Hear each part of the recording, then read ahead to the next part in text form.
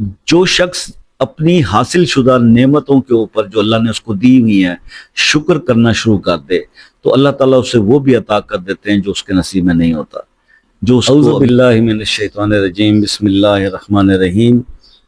السلام علیکم ورحمۃ اللہ وبرکاتہ. دوستو، پیش خدمت ہے بد قسمت کو کھولنے اور نصیب کو بدلنے کا ایک انتہائی پاورفل وظیفہ، 40 دن کا عمل. اگر کوئی شخص سمجھتا ہے، دیکھیے نصیب تو اللہ نے لکھا ہے اور اللہ نے انسان کو تخلیق کیا تو لقد خلقنا الانسان فی احسن تقویم، تو اللہ نے جو چیز بنائی ہے وہ کبھی غلط ہو نہیں سکتی. خوبصورت تخلیق انسان کا نصیب اللہ نے بنایا، خراب ہو نہیں سکتا. ہماری حرکتوں سے ہم اس کو خراب کر لیتے ہیں.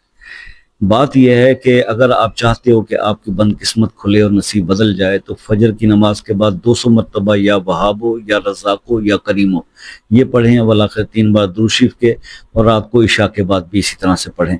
40 دن یہ عمل کریں، انشاءاللہ قسمت بدل جائے گی آپ کی.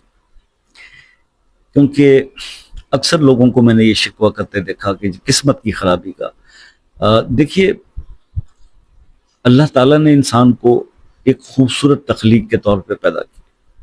نصیب اللہ نے لکھا، قسمت اللہ نے بنائی ہے، تو اللہ نے جو چیز بنائی ہے وہ غلط ہو ہی نہیں سکتی. اب اللہ نے جو اختیار ہمیں دیا نیکی اور بدی کو چننے کا، تو ہم اپنی حرکتوں سے، ہم اپنی غلطیوں سے اپنے قسمت کے اندر مختلف پریشانیاں خود لکھ لیتے ہیں اور اس کا بھی جو ہے وہ شکوہ پھر اللہ سے کرتے ہیں. جو شخص اپنی حاصل شدہ نعمتوں کے اوپر جو اللہ نے اس کو دی ہوئی ہیں شکر کرنا شروع کر دے تو اللہ تعالیٰ اسے وہ بھی عطا کر دیتے ہیں جو اس کے نصیب میں نہیں ہوتا. جو اس کو ابھی حاصل نہیں ہوتا وہ بھی مل جاتا ہے. تو اگر آپ شکر ادا کریں گے تو آپ کو اللہ تعالیٰ وہ بھی عطا کر دے گا جو ابھی آپ کے پاس نہیں ہے. لیکن شکر نہیں کریں گے تو پھر جو ہے اس کے بھی جانے کا ڈر رہتا ہے. تو شکر گزار بندے بننے کی کوشش کریں اور شکوے شکایتیں کرنا چھوڑ دیں. ٹھیک ہے، اللہ نے بہت ساری ایسی چیزیں دے رکھی ہیں جو شاید جس کا آپ کو اور ہمیں احساس بھی نہیں ہوتا کہ کیسی کیسی نعمتوں سے اللہ پاک نے ہمیں نواز رکھا ہے. تو بہرحال شکر گزاری ایک بہت بڑا عمل ہے بذات خود. تو میں نے آپ کو یہ عمل بتا دیا. اس کے اندر کچھ سمجھنا چاہتے ہوں یا اجازت کے مسائل ہوں تو آپ کمنٹس میں لکھ سکتے ہیں، یا جو ہے واٹس ایپ پہ رابطہ کرنا ہے تو رات 8 سے 11 بجے تک میں اویلیبل ہوتا ہوں. سنڈے کو آف ہوتا ہے. اور دوسری بات یہ ہے کہ اگر کال کرنا چاہیں تو پھر آپ ایک میسج کر کے کال کا ٹائم لے لیں.